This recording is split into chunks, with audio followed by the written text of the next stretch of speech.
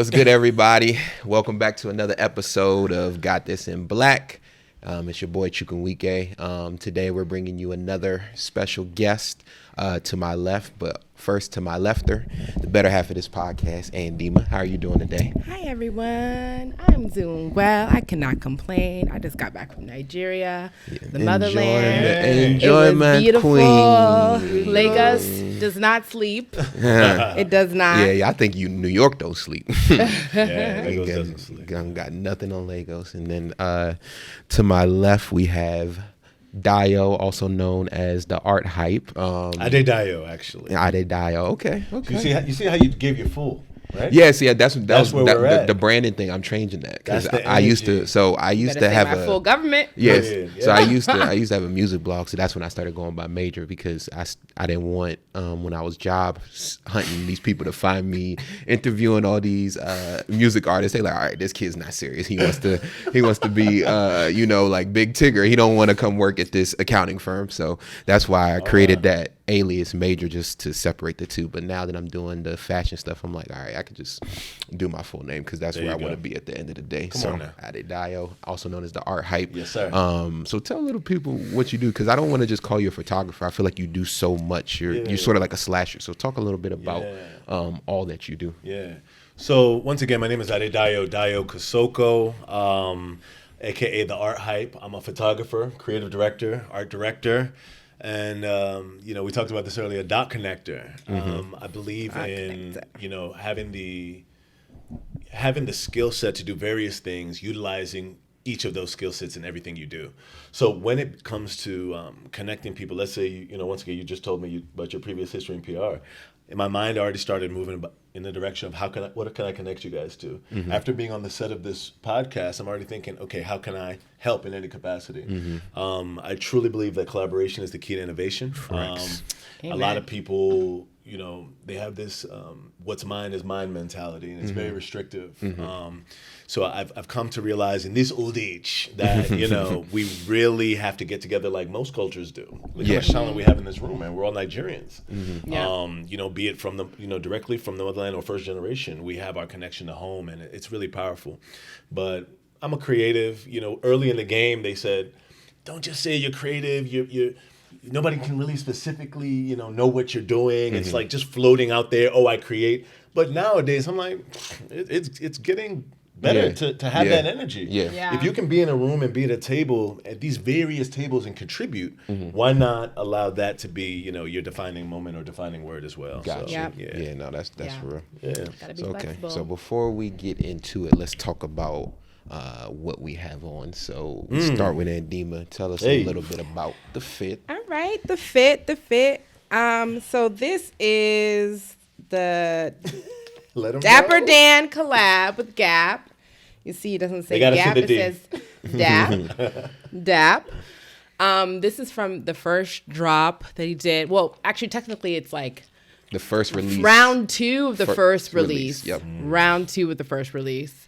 Because they tried to play that first release like we wasn't gonna buy. They did so many little. It was. Everybody online was like, "All right, it was Gap, limited. I need you to get it together. Come on. Do a pre-sale. Right. Like, we want the Right. joint, and it sold even more. So, Right. People were freaking out.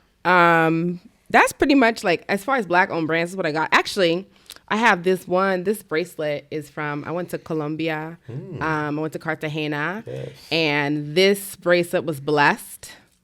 By Colombia's Dr. Sebi. I can't remember his name. It's really bad. But in Palenque, which is the first free black town in the Americas, or village, or community in the Americas. So that's black that's on my body.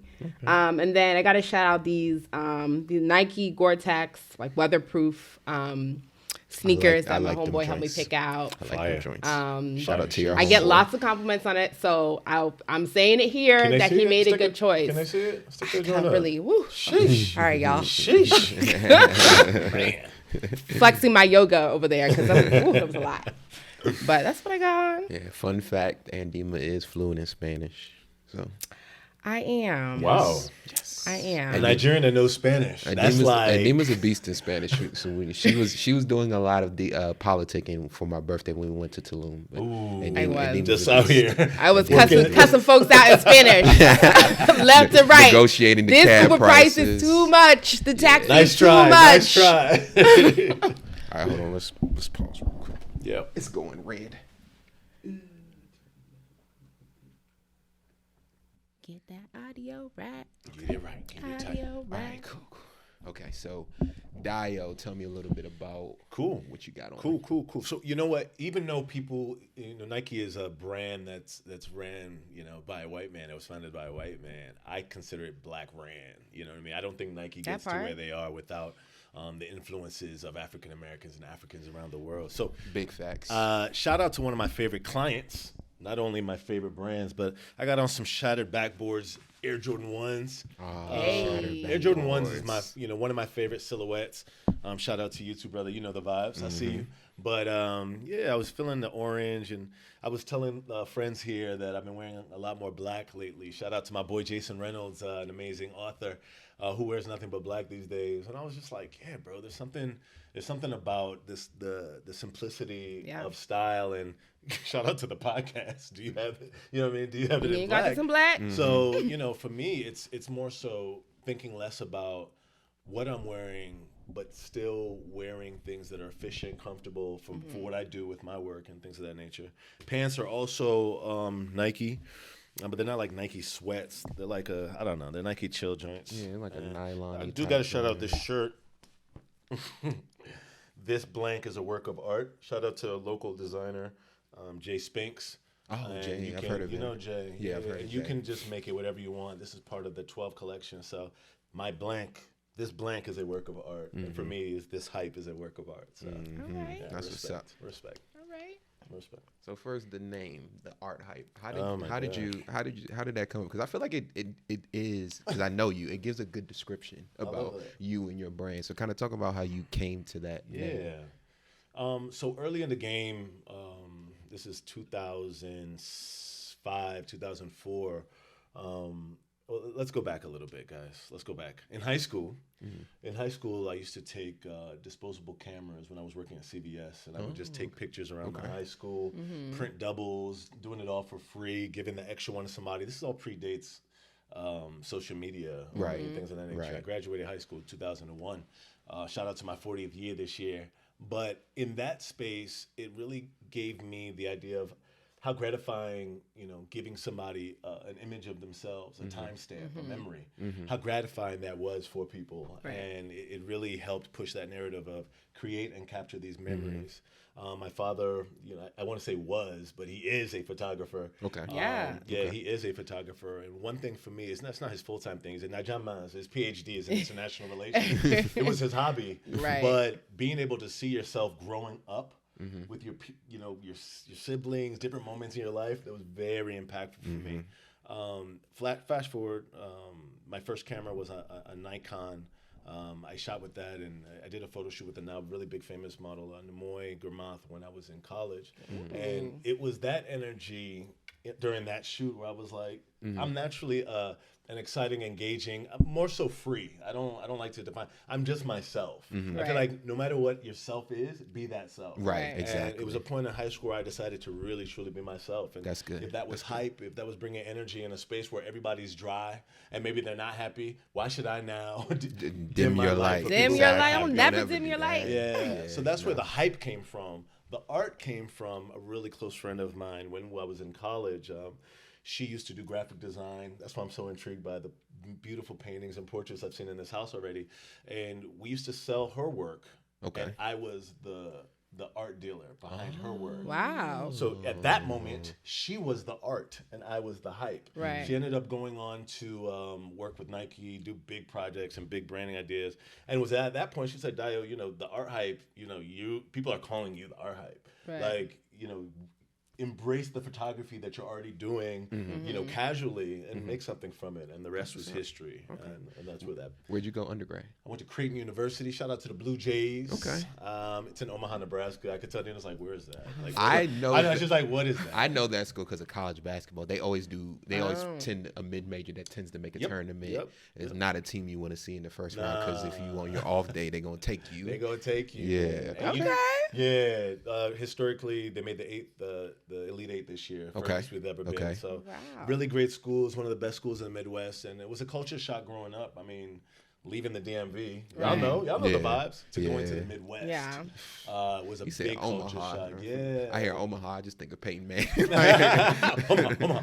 Or Belly, right? The illest ninja, and listen to Nebraska, So that energy. Okay, that's what's up. So you say you started out with the disposable cameras in high school, right? Mm-hmm. Okay, when did you get your first professional camera? Yes, so that was in college. Good friend of mine, Rajiv Wins, like a Trinidadian, rapper. He was like, Dio, I'm getting really into my rap. Kind of like you guys were saying, you're getting really into my music. Mm-hmm. I don't need this camera anymore. Mm-hmm. I have a DSLR for you with a speed light. That's a good friend. Shout out to the He's homie. Like, he charged me. I mean, it wasn't free. Oh, I was about to say, I'm like, whoa. That's a friend. Friends like that. But it was $500, and that camera probably made me well over $100,000. That camera specifically. Investment. Yes. So when you look at people investing in you and trying to push things in you the way they know how, it's a really special moment. So that was my first professional camera. And when you have a big bulky mechanical thing, it's like a power. It's like, okay, I'm doing this. I talked to Carnegie. We both know another photographer in this area. And he always just talks about that. He feels like yo, I am the party. I come in, I make it lit. Like my camera gets me in so many places. So like that camera is a tool that you can use to really just like make things move, like for sure. Yeah. We've all been to enough weddings to know whether a creative or a cameraman is dry or not. Like, dang, man, this is just kind of weak. Like, this is, where's the creativity? So without a doubt. Yeah. So I've always tried to really make sure that energy is the energy in me. You can see in all of my work. Gotcha. Essentially. Yeah. Okay. The name is clicking. It's clicking. It's translating. It's making sense. I just realized I forgot to say what I had on. I was about to say, Chuck. Yeah, I was about to say. I thought he didn't want us to know. I know. I got into it. I was excited, man. The energy flowing right now. I was like, yo, let's get to going. So I got on a Stussy Bucket hat. I have on a shirt. Shout out Zarina Akers, a dope, talented stylist who hails from PG County. Worked with the likes of Beyonce, Target, just a few people, But shout out Zarina. She's a big deal. Big deal. Big deal. Zarina is a very big deal, and you're gonna come on this podcast soon. Hopefully, claiming it. Fun fact: she just followed us on the social media, so we're seeing her. She's seeing us. We're seeing each other. I see you following us, so yeah. But okay, so you picked up the professional camera first time. So when did you? Let's talk a little bit about your relationship with fashion. When did you start really, I guess, like getting into fashion, caring about your clothes? Because I feel like with the fashion industry, there's like a spectrum. Like some people, they kind of care about clothes. They don't. Some people are like, they're Vogue babies. They're all in it. Some people, like, they really care about what they wear, but they're not really into the industry portion of it. So kind of talk a little bit about your relationship with fashion. Such a good question. It's a question I've never really been asked, right? So I think part of this fashion journey, at least for me and maybe for you guys, is the area we grew up in. Like the DMV is not playing games. Like, you will go to school. If you don't come correct, you will be joned on, you will be bashed, you will be harassed. Bro. We had the audacity to call people Bamas. You know what I mean? And essentially, what are you wearing? What are you doing? You're not coming correct. And I like to associate that with Baltimore, and I don't appreciate that. I don't appreciate that. Baltimore Bamas energy. I don't like that. But it was different, right? You guys from Baltimore, my assumption was there was more of a connection to Philly and New York, right? Yeah. But we would skip over Philly and a lot of our styles were from like New York, you know what I mean? I remember in middle school, I had a friend tell me, he was like, I looked at a logo on his shirt. It was a red polo. Okay. I was like, what is that? He was like, what? you don't know about no Tommy Hilfiger? You don't know about no Tommy? And I'm sitting here like, oh my God. Why? This is not an internet. I made you myself. Yeah, I'm letting right. you know, like, internet was not, like, this is the beginnings of the internet. Yeah. Right. So I literally had to go figure out what is this brand, what's going on. Shout out to the Aaliyahs of the world and different people who are repping that brand at that point. Right. But then you start diving to, okay, what is luxury, right? Or top class. We're looking at Ralph Lauren, we're looking at DKNY. This is back at this time. Right. I remember my first Armani Exchange shirt. I thought I was doing it, bro. I'm like, what? Armani Like, Exchange, here, you know boy, what I mean? that was an error, boy. That was an error. That was definitely an error. And you start looking at these bigger brands and you realize, damn, an iceberg shirt. Hove made it popular. We're out here looking at Mickey Mouse, Disney shirts when we were younger, race car jackets. It's very different, and I think that's my introduction to what fashion was. A lot of it was keeping up with the Joneses, and people around you who were the trendsetters of fashion, right? Yeah. In your local school, because that's all we had, right? It wasn't like I could go see somebody in LA or Paris and they're out here like, oh shit, what are they wearing? I couldn't see that. So what you see is in your proximity. So that's my earliest connection with fashion. Got you. It translates to the camera, right? To continue your question, when you're shooting, you start to realize, oh, these brands are these brands because what they make is. It's just another level. When you see it visually, you guys see someone walking down the street, you know when they're putting on. You know when they got their stuff together. You know when it's like, whoa, it's a head turner. So if these are the brands that are doing it, and I want these type of looks for the photos I'm doing, i.e. editorial work, I have to be in tune with what's happening, the trends. Yeah. Who's doing what, who the players are. Got you.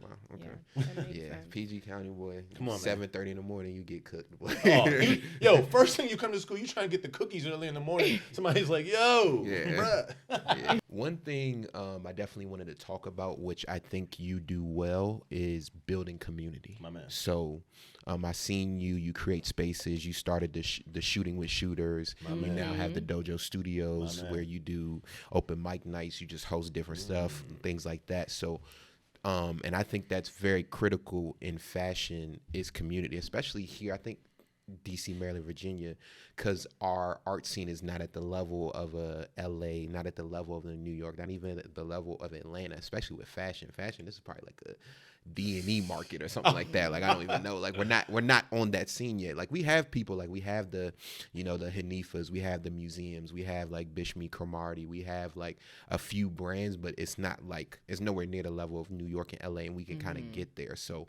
talk a little bit about how you even got to building community, and then we can kind of talk about the process of how we could probably see that done here for the fashion community. So talk a little bit about how you started getting into just like building communities. It's a great question. Once again, I said earlier, collaboration is sorry, what is the quote? Collaboration is the key to innovation, right? So we can all do different things, right? But to truly innovate and create something new, it takes people in separate spaces with different ideas to come to a table and really say, okay, what can we do together? With that mentality and that mind state, having a constant energy of what do you do, right? So people ask, where do you work a lot? Especially in the DMV. Oh, it's the worst. So for the past 10 years, I've asked, what is your passion? It's a more relevant question.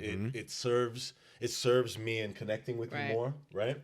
And it also gives me the opportunity to see how I can connect your passion and with someone else, or see how I can assist in what that passion is.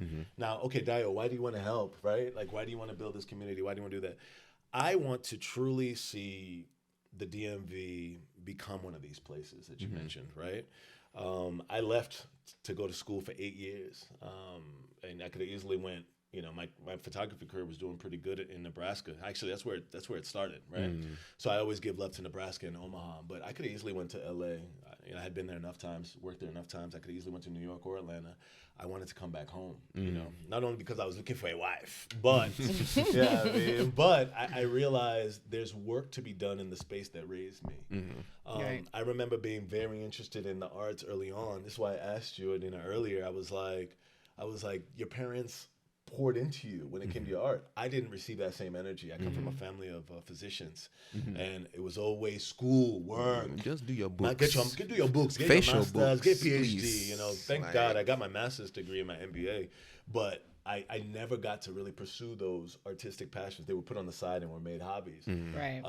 It was only till I made the Forbes list for the next 1,000 Forbes entrepreneurs that my mom said, Dayo, I see what you've been telling me. They need this something whole they can time. tell their friends. Yeah, You they need feel this. me? They gotta be able to pull it out and be like, You "Hey, get Forbes. Did you get the latest issue? Did you know see my son? Like, So when it comes to that aspect of coming back here, this is an untapped market. Whenever I see people leave DC to go wherever, I'm just like, see you later. You're now stay tapped in with us, but it's okay for me to be tethered with people who have left and they're gone in these different areas, so we can still create and make Right. things happen from state to state. Right. But at the same time, I'll be here. Right. I'm gonna do the groundwork here. As much as I can, because it means so much to me. It's a place where my family is, where I'm raising my kids, and it's important to me. It's part of the reason why when our studio was in DC originally, I was like, yo, we got to get to Prince George's County. We got to get to the county. I need these kids to see creatives in their own community Right. that they could. Right. So, would you guys say that you had a fashion mentor growing up? Right. So even in the creative space, we didn't have mentorship. I look at a lot of my friends, and we just talk about how the colleagues we raised each other. Right. Ask these different group chats, asking other questions. Yo, what should I charge for this? These guys are coming to me with this. What should I do with this? That collaboration from a colleague standpoint is amazing. But I want to be able to pour that energy into people who are just coming up, so they can skip those failing steps that I had to take to get to this point I'm at now. gotcha. right. And how important is like the actual physical space when it comes to like that mentorship and making this all happen? Great question. I think that's very unique that you have that space. Great question. I think it's what sets you apart. Right. When you look at a Mecca, right, or a place like, you know, you hear these rappers back in the day, man, we used to go to this one studio. You don't never know who was going to be in there. You never know this. I look at Cam Kirk Studios in Atlanta. I don't know if you guys are familiar, but Cam Kirk's an amazing photographer. He probably has the most innovative photography studio in Atlanta. I went there. I was in Atlanta to visit. I stopped in. The hospitality was amazing. I said, this is what it's supposed to be. They didn't know me from Adam, but they knew I was a creative. And the energy coming in was, man, come on in. We're chilling. Shoot, do whatever. Like, we're vibing. And Right. to have that kind of creative hub, it's necessary for the DMV. We need a Right. space where people can feel comfortable, feel okay to ask questions, feel okay, half of it is not knowing, right? If you don't know, a lot of times you're embarrassed. You can Right. be in a room with really big creatives and you're just sitting on the wall trying to soak up what you can because you're embarrassed to tell your own tale. But I want to create a space where you don't have that, where you Gotcha. have the freedom to get things wrong, to get things right, to learn, and then go Right. out in this world and be amazing. So having a physical space, I think, is very important. No, definitely. I think but- it definitely is. Yeah, it's really important. But even more so than a physical space is tribe. Yeah. Tribe. Get your tribe. Have your people. And I always tell photographers this. I talk with Yogi about this all the time. Your tribe shouldn't just be people in your field. That's a good point. I should have stylists around me. I should have Yeah. creative directors. I should have producers. You should have all these people who entail what you do when you're on a set. When I go to New York and I'm shooting in New York, there's 20 people on set. There is 20 people, everyone doing their job. Yeah. So to see what other people's jobs are, we talk about this again as well. And I'm sorry if I'm rambling, guys. I'm passionate about this shit. Good. It's good. But when you're in a space, ask to help in any way you possibly can. Let's say I'm on a set and I'm the photographer. I could easily sit back and be like, no, the client needs to see that I'm so invested in what the project is. Yep, we're a little bit behind. What do y'all need you need to put the backdrop up? Yeah, I got you. I'm tall. Let me help you. Let me help you clamp this. Let me help you do that. Right. Nobody should be higher or above, what their own positional role is. And that's something that's really important to me. What do you see there as far as New York and LA's fashion scene that is missing here? Like, what do you think are some things that we can do to start catching up? So this is what you guys may not know this. I probably work for the biggest fashion house in DC. Same place Yogi works. Yeah, Tucker Nuck. They are, quite frankly, we produce next week I have 2 editorial shoots and an e-com shoot with them. That's an all-day shoot, shooting product, editorial work, shooting. This is stuff you would do in New York. They have a 2-studio bay, full white. We'll have to get you out there sometimes. They are reaching the standard of what it is to have in all these different places. And of course, that takes a lot of money, a lot of backing. It takes a lot of people to believe in you. So even when and this is it's a white woman ran, all white women ran. So it's really powerful, in the women's standpoint. Right. It started out in a garage. Wow. They started out after college. Okay. And then they started just getting deals with different brands. I'm shooting Louis Vuitton. And this is everything they sell on their website. We're shooting dresses for $4,000. You know what I mean? Like it's just every day. So being in that space, it's helped me get that, what I usually get in New York or LA, which is big production, seriousness, professionalism, right? Right. I think a lot of times when you look at a lot of brands that are on the come up here, they haven't reached those standards because they just haven't been exposed to it. That's true. A lot of people are going off of what they've seen or what they think, right? They've never actually been to a trunk show, a trade show, to talk to people, to go to a place where they're actually buying clothes and doing all these things if you're sourcing clothing. So, but what I do like about the DMV versus, New York, LA, the authenticity of here. And you guys know the vibes. Anyone that comes here and they're in community, they're like, dang, everyone's real. I mean, people are just so fake and have everyone has an intention, an agenda. There it is, bro. Everyone has an agenda. Right. You can feel it. Every person who I speak to in the fashion industry who works in New York, I hear the same thing about. It's just like people are not real, and that's actually, when you think about it, it's what deters. That's what deterred me from going down the fashion pathway. I just was like, I know I called up my friend. She worked for Motor Operandi. Oh, I don't know, but hey, but what I will say is that she just said, like, are you sure you want to be in this world? She really asked me that. Real. She said, are you sure you want to be in this world? And I was like, PR can already be cutthroat and vicious, and I handpicked the agencies that I wanted to work at. The agency I work at now versus the one I worked at before, I knew that I was going to be around people who I liked and who I could create good things with because I liked them and I enjoyed working with them. Yeah. So that part right there, the authenticity piece, is so important. Yeah, it's just why do you want extra strain or pressure on you when you're trying to separate who's really for you? Okay, you're trying to decipher, okay, what do they really want? What's the value add? Why should I be associated with you? That energy gets really funky. So that's why we talk about tribe. You know what I mean? And peace of mind, man. I love that I can be in the DMV, work at one of the biggest fashion houses here, travel anywhere, right? We're not restricted by where we live anymore. Yeah. I say where you live is just literally home base. You can do anything anywhere these days. Yeah. Gotcha. One thing I definitely want to discuss is you shot a very important moment in fashion. You shot the Fe Noel Money Dress. Hey, man. Tell us a little bit about that shoot. Listen, bro. Shout out to Fe Noel. She just got into Target. I did. Yes, we saw that. All over Congrats. They also I think she just hit 10 years or something like that anniversary. So shout out to Fe Noel. It makes me happy because even as I shoot at a place like Tuckernuck, you see different brands kind of use styles like from different countries, like even like a white brand, like they might use something that looks like, I'm like, oh shit, that looks Ghanaian, but that looks Colombian, that looks like it's from the South. So to have a woman from the Caribbean bring that style and that essence, and for it to be free and so full free and flowing, it's so powerful. Plus she's just an amazing woman. I really give props to women in the industry because it's very cutthroat, not even from a woman to women, but how men, treat women in the industry and, and in the world itself. So, the opportunity with Fe Noel came with my good guy, Jean-Paul Dia. And I really would love you guys to talk to Jean-Paul. I don't know if you know who he is, but have you ever seen these movement covers? Like on Elle magazine, all these different magazines, but the cover is like it's moving. It's like video. He works a lot in that. He works in video and fashion. Okay. And the work he does is so beautiful. And he said, Dayo, I'm doing this is part of the community and the tribe, right? We met through another friend of mine. I didn't know him from Adam, but he's from West Africa, right? So when Right. there's that West African connection, Right. it's already, we can already Yeah. talk about things and have commonalities. Right. Where I can now say, okay, we're connected. We're both Africans in this industry. So shout out to James Anthony, who introduced me to Jean Paul. And Jean Paul, we've connected. We've just been vibing. And he's like, yo, Dayo, I'm doing this thing with Fe Noel. I already said I want you to do the photography. This is, I want you in the pit, but your main thing is, Fe Noel said she likes your work. She wants you to be the one that captures this main dress. Of course, I shot the whole pit. I mean, the looks I have from this show, I haven't really put out there.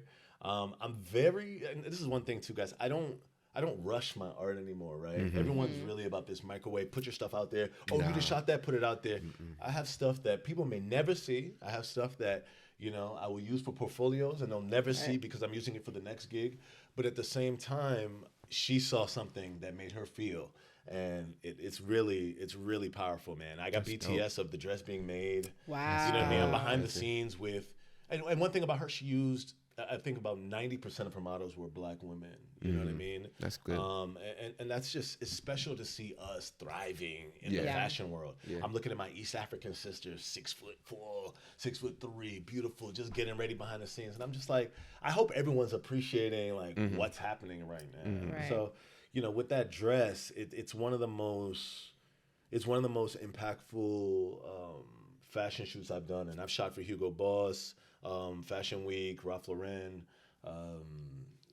I've done some campaign Fashion Week work with Nike, but this was the epitome of grace, style, and the message behind it. Right, Yeah. exactly. It was a collaboration with TIAA, representing how much money women lose or leave behind by not managing certain aspects of their retirement fund. Right. Yeah. What I really love about a lot of Black designers is they're not just putting out their work as designers, they're putting out a message. Yes. And I really respect Fe Noel for that. I respect, we were talking about Pure Moss before. Yo, shit. You got it. Chill. I respect what he was trying to do with that. What he was trying to do. The intent was there. The intent was there, Yes. So I just feel like there are a lot of Black designers, even Telfar. But I think that's also just because we as Black people, we're naturally creatives, and we tend to just put everything that has come with us in it. We just, a lot of times we just create just because we love to create. And I think that's part of the reason why the power dynamic is in most industries is that we think about just creating something dope.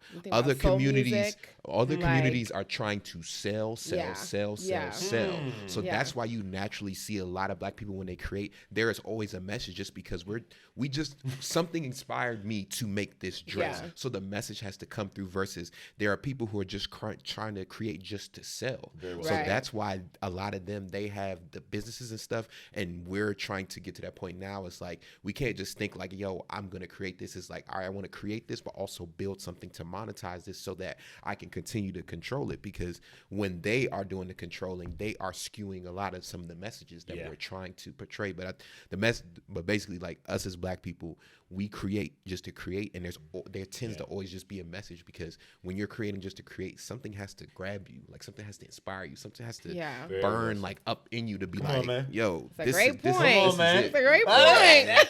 This guy's on fire. Whoa. I was taken aback, like, yes, bro. I was deep with the messages. I'm over here like, oh. I think you hit the nail on the head. Yeah. When people are trying to sell, it waters it down. Waters down your messaging, your quality, this and that. Man, put your art out with everything and every intention that you have. Very well said. And that's why we need more Black people in the business side, because we are going to take care of ourselves. We are back to our 2 episodes ago about care with Adrian. Like, we approach our work with care. When we work with people, we work with them with care and intention. Yeah. And that's what should just be done. It just should be done. It should be a standard. Yeah, it should. So that was good. Okay. So let's shift a little bit. So recently, one of my favorite designers, Jerry Lorenzo, he had his first runway show for Fear of God. So did you get a chance to look at the picture? I've seen the picture. Okay. I've seen the picture. You can pull it up too. A quick Jared story. I was there. I was on a Clubhouse room listening to him when he first sold. Something big happened. I don't know if it was he sold something or it was an acquisition. I don't remember. It was maybe last summer. I don't remember what the moment was, but I'm bringing it up and I don't have all the facts. But it was really amazing hearing directly from the artist. That's one thing I remember from. That's one thing I miss about Clubhouse, having that direct access to these people that you just only hear about, or you hear maybe certain interviews. But if I got you on the phone, you're gonna have to give me that raw. There's no editing, straight from the source. You know what I mean? Yeah. It might have been the Adidas partnership that he got. I think that was it. The Fear of God Athletics.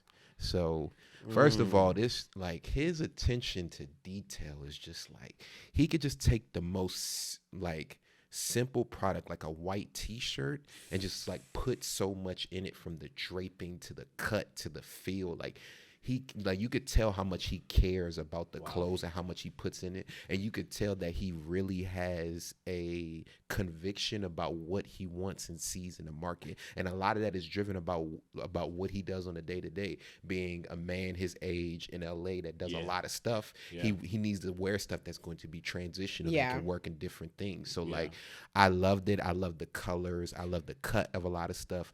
I like the ropes that he had around the jackets as well too.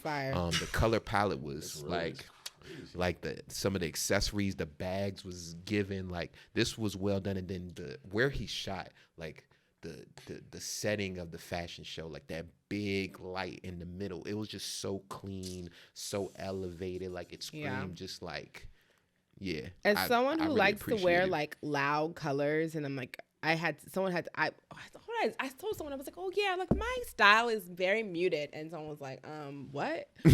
But as someone who's owning that they like to wear bright colors and patterns and things like that, I feel like Jerry Lorenzo is like makes me want to wear neutral tones, makes me want to try out a monotone look, or, monochromatic look. Like he really makes me want to play with this area that I just never played with as someone who enjoys color and enjoys patterns and things like that. And it's because the attention to detail and how he pairs and mixes different types of fabric. Like it's not, y'all remember like the Kim Kardashian era of fashion where everyone was just wearing like very like neutral, like the full bodysuit type situation. And like everyone was doing it. Like that actually turned me off of freaking neutrals. Oh, okay. But Jerry will bring you back time and time again because he just does it so well. He does it so well. I think I also appreciate how what he makes looks on us, right? Yeah. I'm looking at the models, I'm looking at everybody, and I'm like, man, this is flowing. The energy. Honestly, I'm getting a lot of 80s energy too, right? If you look at the shoulders of a lot of the big shoulders, yes. Yeah. And we talk about how fashion always makes a return, Always. right? Yeah. So Always. it's beautiful to see people just wanting to be comfortable and look good. Because I don't know what you guys own, if you've had essentials or anything like that. You know how comfortable, Oh yeah, I got a suit. Sleep in my whole little sweatsuit. Comfy, boy. Yeah. So when it comes to minimalism, that's the direction I'm in, right? Yeah. Like I'm back into neutrals. I'm back into not being loud as much, but because I'm already loud in general, I guess, I think it allows you to, for me, even from a mentality standpoint, what you wear and, how you feel, having a pop of color, I want to be on the beach. I want to be outside. I want to be in the middle. Yeah. If I'm chilling, give me black, brown, give me light, give me gray, give me, and I'm chilling. Yeah, gotcha. Yeah. And it's sophisticated. It's almost kind of reminds me like all the tech bros who were like trying to do what Steve Jobs was doing and like wear like the uniform. Everybody. That uniform. That gets to that topic of what they call what's it called? Quiet luxury or whatever. We'll get there. That's honestly, bro. That's where I was getting from this fashion show. Gotcha. Yeah. Because do you know it's fear of God if you just see one piece, not the full piece put together? Right. Are you walking down the street seeing this style or whatever without no logo, without anything, and do you know it's fear of God? Do you? You might not. I know. mean, I don't. I might be able to record gonna piece, say, but I I might might. not. Okay, hey yo, they're different over here, yo. I don't, but I also like, and I want to get your perspective on this quiet luxury thing. I used to be the guy who wanted the brand right here. This is the area. Gap, I don't mind. It's their standard. Gap, Dap, that's creative. I'm only wearing this because it's the Dap. I hate the brand.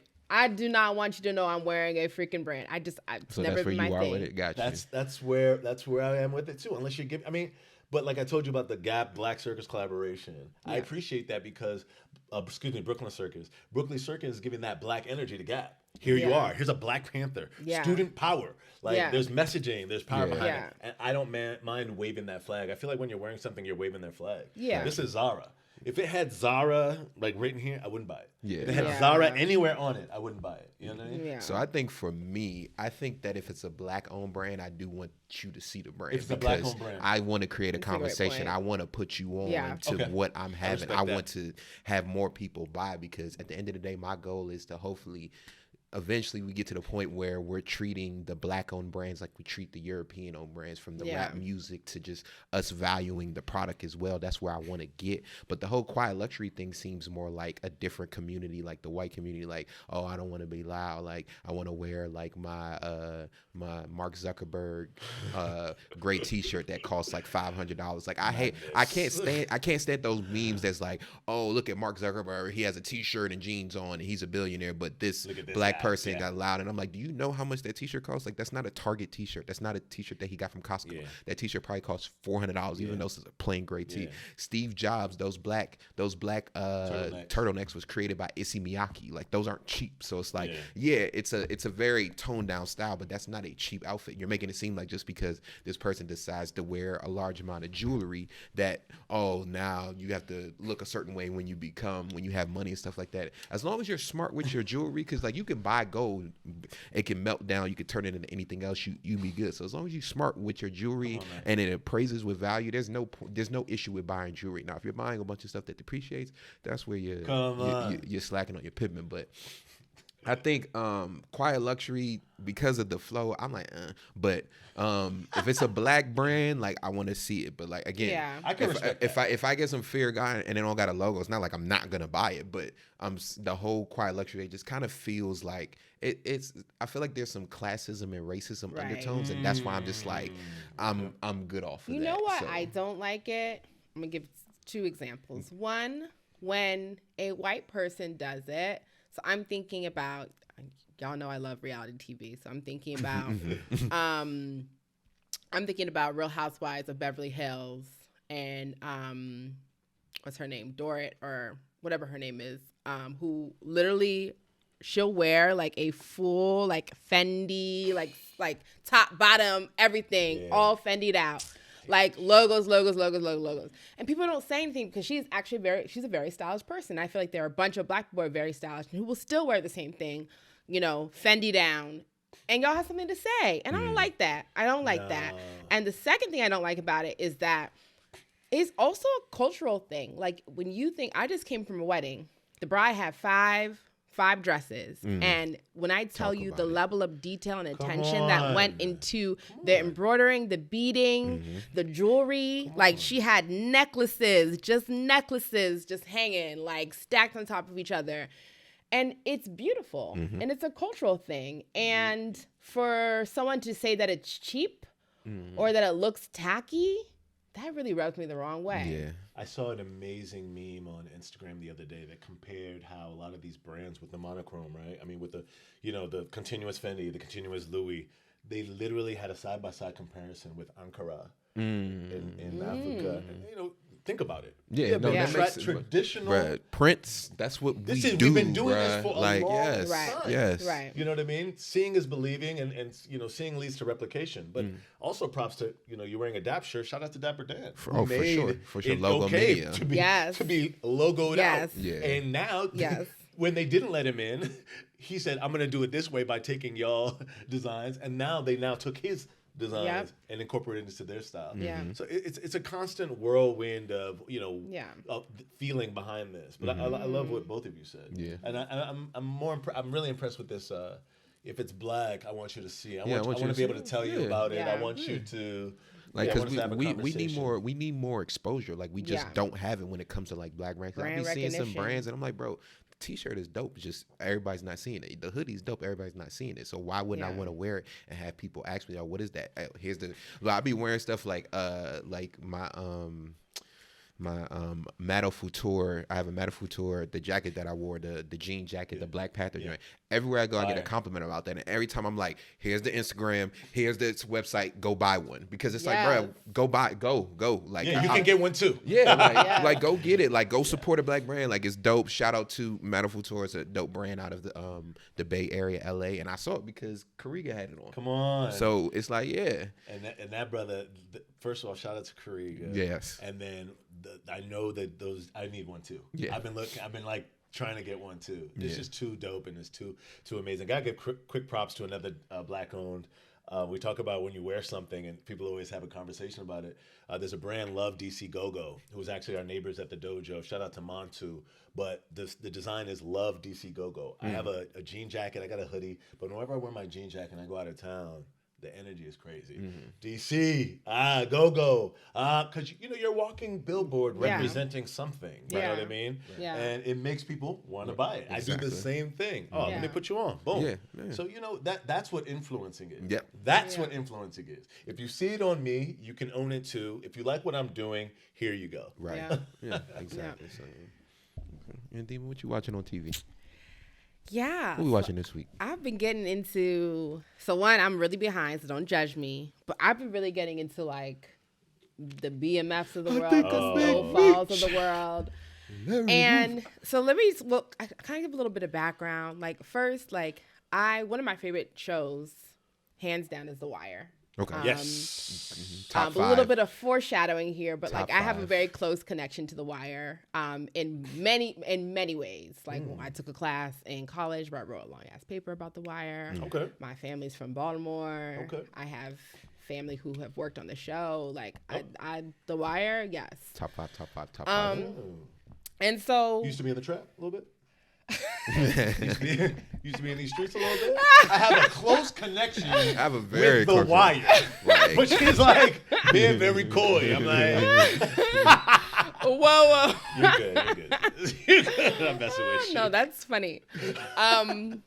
So my standard of shows about drugs is like very high. But y'all in the Twitter streets talking about Snowfall, all these shows. And I also put an ask out and I said, hey, what shows should I look for as far as like fashion and things like that? And so y'all said BMF. Y'all said Harlem. Y'all said some other shows. And so I've started watching BMF. I'm just one episode in, so I know y'all are on to season 2, but we're going to talk about it. And what I want to specifically talk about is I'm really enjoying that there are a couple of shows that are out right now that are very specific to a certain like city or a place. Yeah. So Yes. BMF Detroit, Yes. Snowfall LA. Yep. And I'm really enjoying the choices of the costume designers to transport us to that place. And so that's been really exciting. And I can't wait to like watch more to see what that's going to look like. But I did want to shout out Jasmine Motley Maddox, who's a costume buyer for BMF. Shout out to you. Shout out to you. Good. Yeah. And so like she's worked on Star, Sisters, Rhythm and Flow. And so I think the choices that she's making about these outfits already in the first episode were great because, we saw Black people dressed up in their finest. We saw the furs. Yeah. We saw the straight up gold suit that, the buffs. like, Detroit got them buffs, boy. like- They love them shades, dog. Cartier glasses. My Yeah. guys from Detroit. those glasses, man. I'm really enjoying it. And I'm enjoying and I also, I'm interested to see like where Snowfall goes with like their outfit choices.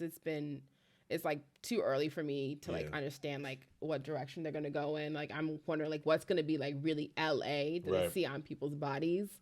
So yeah, I just want to shout out like the Black creatives who contributed to recreating this world for us. And I hope to see like different examples of this. Yeah. And like different eras, like Gotcha. so, like where are our period pieces? Like I feel like people will be like, "Oh, it's all about slavery." No, there are other stories we have to tell when it comes to Africa. When it comes to, and I want to see that same level of detail and attention to what we were wearing to bring us back to that time period because, what we put in our bodies always told a story. It's in the past and it does now. So that's what I'm watching. But like, once I get deeper into it, we can have more of a conversation about the storyline, y'all. And guess what's coming back? Real Housewives of Atlanta. Oh my God! That's what she's really waiting for. They will never stop. These women will record. They're going to record this thing until their life. Like they're going to be grandmas, and they'll still be recording it. Yeah, and they're going to collect that paycheck. You love it. And collect that paycheck. You love it. And they're going to raise their platform, and they're going to sell more hair, whatever Portia does, because and I am all for it. I am for this black woman. We got a super fan. Getting the bag. Yeah. Yes. I'm for it, and I'm gonna talk about it. Okay. You hit a great point though.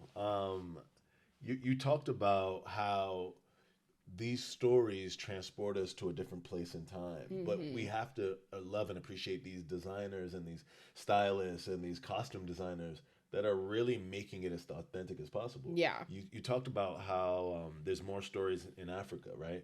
I look at the Woman King, right?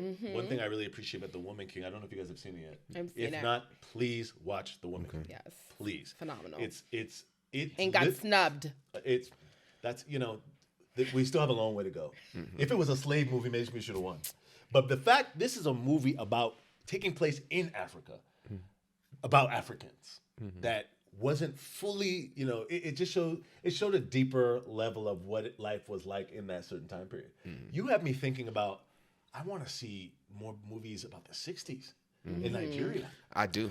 The 70s. Oh my God. You see these pictures. Our parents, our grandparents, they were fresh. Yes. They were fresh. Styled. Fresh. I want to see these stories. Yes. And you know what? I keep saying I want to see. My G, maybe I need to make. Yeah. You get me? Yeah. Like, instead of waiting for someone to do it. You do Yeah, it. Yes, bro. yes. So yes. you have my mind moving. Yeah. Right now. I feel like the only time I've seen that represented is Half a Yellow Sun. Oh, yes. Yeah, that was like the only time that I saw, and that was such a beautiful era and time in Nigeria. Me and my cousins were even talking about the architecture during that time, where like you go into the house and you'd have like inside like the I don't know what it's called when you have like an actual garden in the middle of your fucking house, but they had that and the style, the sun just shining through. Oh, and the style of the house during that time, and like the lighting in that movie was beautiful. I need to go back and watch that. You're making me want to go back and watch it too.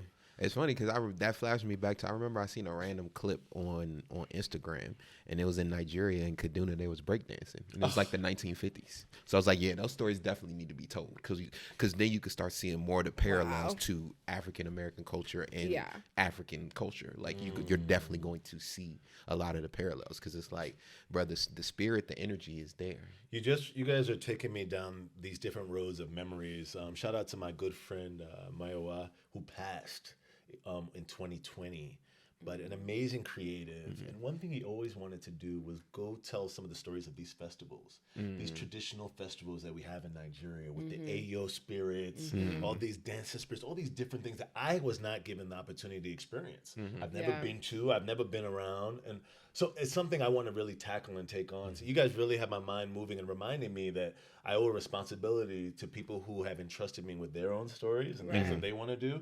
If they can't complete, who will complete? So Right, exactly. Thank you for that reminder. Yeah. All right, so last thing we're going to talk about, so we're going to do our hot or not. So you can swipe through and look at that. So the hot or not for this one is going to be Tobe Chukwu Dubem-Wigwe. Let me say it properly. Wow. Tobe Wigwe. He's an artist out of Southwest A-Leaf, Texas, the SWAT. And he has been blowing up. He's an independent artist. Going crazy. I definitely like their look. I like the fact that, his wife and kids are always with him. I'm loving the content. The visuals are dope. So recently he's been doing some work on his own with Montclair. Like he had an outfit that he designed for the Recording Academy, and then now he did another piece with Montclair for his Coachella performance. Right. So you're looking at the outfit. Right. So let me know if you guys think it's hot or not. What are you guys feeling? So I first met Toby in 2019. Okay. After I had my first child, and I believe he had his first child as well. Or we didn't have kids. It was in Houston. I was in Houston visiting my sister. Okay. And we were supposed to go out and do dinner or something like that. This is before the rocket ship. Since the rocket ship, I haven't been able to connect with him, but I'm glad we had our moment in the sun at that time. So when I look at Toby's, rise, it's based off consistency. Yeah. The guy is consistently fire with the music. He has the tribe around him. We talk about tribe. His tribe happens to be his family and those who support, that whole mix. They're consistent with the visuals. He's found the way to incorporate all aspects of himself. We talk about how we're Nigerian. I said, where are you from? First thing you said to me was Maryland. Then you said Nigeria, right? When he talks to people, he says Houston or the SWAT. He talks about where he's from. Then he'll represent the, So we have all the things that that are part of us, when you're talking about what he does. And I try to do the same thing as well. So that always impresses me when you're bringing your culture to the masses. Right. I believe in one video, his wife had a gele on that was like 50 times huge. Oh, yeah. I It was seen just, that one. fat. The It was gele, but then she had on the grill, grill. which is Texas. So it's like mixing the cultures. Mix it. Yeah. So when I look at this, I'm not surprised and I'm not hating because this is him. Yeah. I can't fathom him wearing some I remember there was a time he only wore flip flops, so Nike. Yeah. For a while. So whatever your style is, when you're able to take your style to the mass, to a bigger company like Montclair, say, yeah, I love what y'all do. You always do puffer jackets and coats. You're known for these things. Let me show you what I want to do. Yeah. With his signature mint. Yeah. that that mint whole is crazy. that mint branding is fire. Yeah, I It never really knew he is. looked so good in mint. Yeah, bro. Right. Yeah. So that's my thoughts. Well done, Toby. Keep going up. It's good to have one of our brothers just, doing their thing for the culture. Yeah. And Damon, what are your thoughts on the fit? This pink coat and short situation that Fat got on looks fly as fuck. I really, really, really, really, y'all know like bright, loud colors. So her with Toby wearing the bright orange and then her wearing the pink. I'm a fan. The coat with the cutouts, I feel like is unique and interesting and different. I feel like, it's necessary to have. Oh yeah. Like I enjoy how he's like pushing the brand in a different direction with that approach. But I think my favorite is what they wore to the Grammys, like the puffer coat situation in the pants, because I like the texture on the pants a lot. Gotcha. It's this one here. Oh yeah. Yeah, With the pregnant tummy. I'm a fan of that. Child, she got that from Rihanna. Yeah. Rihanna ushered that in. Yeah. Facts. No, but I'm a fan. Yeah, but especially of that pink situation Fat got on. Like this is fire. That's clean. So yeah, see, I like the orange fit more in the pink joint.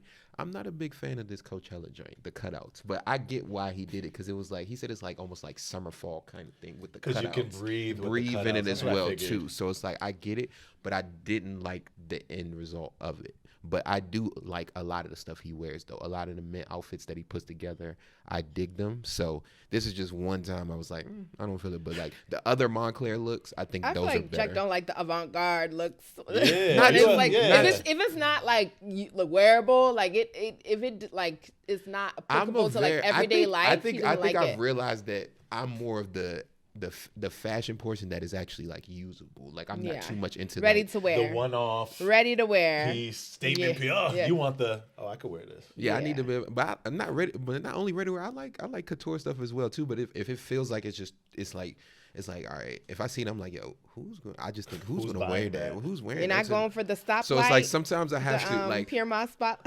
Oh wow, y'all be going there. So it's like it depends. I'm trying to expand my mind to appreciate the art portion of some fashion, but I'm still all about utility and wearing and stuff like that. So, and then it's like I also got to learn more about silhouettes and draping as well too, because he likes to have his pants crop like right there. very high, but they're also still wide. Yeah. And to me, like it's hard for me to wrap my mind around that unless you like do some other things, because there was functionality. there was, it's not even just functionality. There was the way it sits on it. So like if I could find the picture real quick, there's a another guy. He's actually from PG County. He lives in New York. His name is Justin Boone. He has a very dope style, and I saw him wear pants wide leg cropped right here, and that was the first time I seen somebody actually like it. And I was talking to my friend, I was talking to Fe, who was on the podcast first season, and she's saying that it's about how he stacked the proportions. So I'm learning that with my style,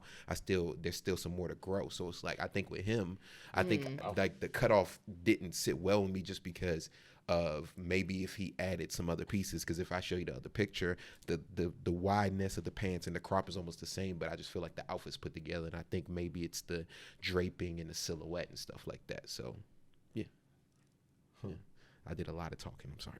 Oh, dude, you were passionate about your feelings behind the outfit, man. Yeah, I'm big on how fashion makes me feel. Like I put on a fit, and it's like I can be tired, but then if I put on the right fit, I'm not gonna want to go home because everybody needs to see this fit that I just put together. So it's like sometimes my clothes like literally give me energy. Like I put on a fit, and like my whole mood changes. Like I feel fly. Like I'm just like a different person. Agreed. So Agreed. yeah.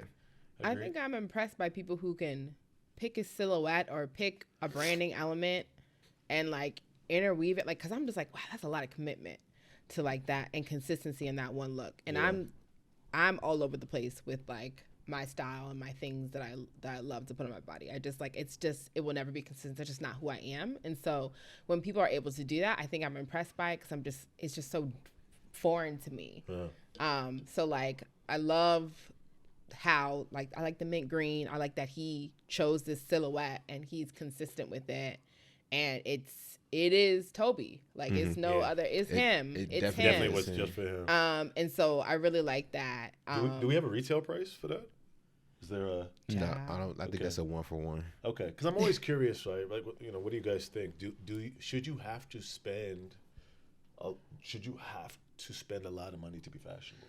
I don't think you should, but you have to. I think what comes along with it as well is, if it's a high price, am I getting quality stuff? Because I understand the business side of it. I understand that, okay, if you're making your shirt, it's a different heaviness, it's a different type of cotton. Just the cost of it is going to cost more. And in fashion, if you didn't know, there has to be at least a 300% markup, because you basically need to, one third of it is profit, one third is rebuying the piece, and then one third is paying back what you just bought. That should be the minimum. So I understand that there is a cost and it has to sell at a certain point. But if I'm going to buy something at a certain price, I need to feel like this is a quality piece. So no, you shouldn't have to pay money to be fashionable, but there's also nothing wrong with having a more expensive piece, because a lot of times what you'll see is sometimes in certain pieces, like I feel like certain jeans, certain jackets, like I think you can go a little bit more expensive because they're going to last you years if you buy a quality piece, versus you keep buying inexpensive jackets, you're replacing them more frequently, and it's like, why not just get a jacket that's going to last you some years? So I don't think you should have to spend money to be fashionable. I think you have to pick where you want to go, because I have friends who strictly shop at the thrift store. Mm-hmm. I know some people who strictly go designer. I know some people who are like in between. So you can get in where you fit in. You can always be fly as well too. So Yeah. Okay. I look up how much a vintage Chanel bag is right now from like the 80s or early 90s, and you really be surprised by how long this stuff can really last. Exactly. Right. And the resale on these old things. So if fashion is art and art is an investment, we're not investing. Right. Right. Like if I'm gonna buy something for $1,000+ something dollars, I hope it lasts to the point where it needs to last. Exactly. And that's the thing. The people in the 80s and the 90s and the 70s and the 60s, they were getting a lot better quality stuff just already to wear than us. Yes. Like I think I mentioned on an episode before, it's like it's gonna be less hand-me-downs just because stuff isn't lasting like it used to. It's gonna be less hand-me-downs. Like I wear one of my dad's old peacoats. Like it's a London fog joint, and it fits me, and it's still strong, and it's good. And I'm like, if some of these peacoats I buy now, I don't think my son gonna be able to wear that joint, because you won't see it. He won't see it. So it it's all like, comes back to these cheap fabrics. Yeah. They're mixing it in with nylon, all this other stuff, so it doesn't last as long.